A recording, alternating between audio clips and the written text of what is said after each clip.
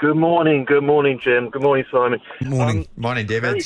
Morning, guys. Very, very quickly, I'm going to tell you a quick story. Take 10 seconds. One of my employees bought me some Manchester United pyjamas about 2 or 3 years ago. Secret Santa. Now, I mean, it's funny. The power of law of attraction and all that, what you think, what you do. But 2-0 down last night at half-time, and I saw in the utility room, Mrs. J had got my pyjamas all nice and clean and fresh, and I put them on, and I'm not kidding you, Jim, the last 4 or 5 times I've had those pyjamas on, the bloody team have won.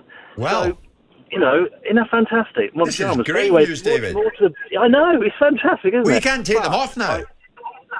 I know I've got my suit trousers on this morning. I've got a few meetings, but maybe I should put them on. You know, Well done. Very quickly. And I mean, you know, Simon's been very successful in business, and I'm lucky enough to have my own business as well. And I always look at the psychology of people, and the people that work for me, their ethos, their motivation, what they stand for.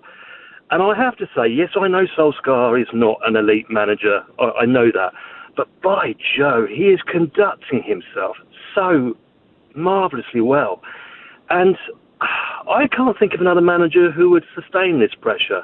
When you do well, when you've got good results, the garden's rosy. It's easy. Now, I look at Klopp with one bad game and one bad interview. He's so tetchy. I look at Guardiola, one bad thing go wrong. He's so tetchy. Now, you turn that around, and the sheer gravity of Shall I tell you why, David? They're going to Solskjaer. He's handling himself impeccably Shall I well. tell you why they're tetchy? Because they're perennial winners and they don't like to lose. Whereas Ole Gunnar Solskjaer is quite happy to accept mediocrity because he's the luckiest guy alive to have the job in the first place. So he walks around with a constant air of relaxed. He's under no pressure from the boardroom. He's under no pressure from those that he works for. Of course, the backdrop, but the media is background noise. Once you're inside a football club, whilst the media, and I'm sitting in it now, thinks it's important, a lot of the time it's background noise to those in football. They can cope with the media, they can cope with that side of things. What they can't cope with is pressure coming down from owners or from shareholders or from people of influence like chief executives. He doesn't have any of that. He has a complete and utter pass and a football club that seems to say, as long as you look like you're progressing, we're happy.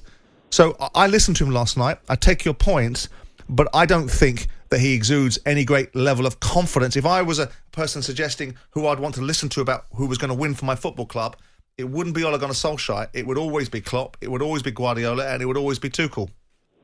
I don't disagree with a lot you said there, and I think he is on dangerous ground. I do, though, think he's handling himself. It's the biggest club in the world, Simon, True. and I do think there's pressure from upstairs. Just quickly on Jim and last night. I don't think it was actually completely down to Solskjaer, and I think the players heard those fans booing, and I think the players have got egos, and I do think they think they're better than what they are. Okay. I accept that.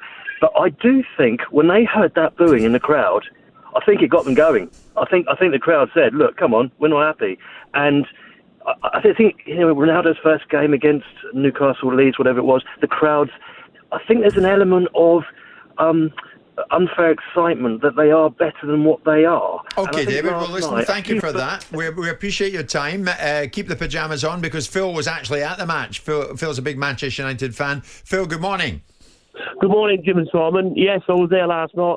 I just got up I've got home at 4 a.m. What a fantastic night. I mean, the atmosphere. But that first half, yeah, I don't know what structure was in the midfield. You know, yeah. I know we have Fred and that. They were moving around, but second half it was a different team. Now at half time, though, Phil, let me ask you: were you one of the ones that was booing? Yes. It's sort of everybody just clicked on and sort of we all started booing and. It was terrible. I mean, they're a good side. They're big lads. They're a good side, knocking us around. Right. But that second half, Ronaldo, when he were moving, if you didn't notice, on one of the sections, he did go back right into the corner flag. Yeah. To receive the ball.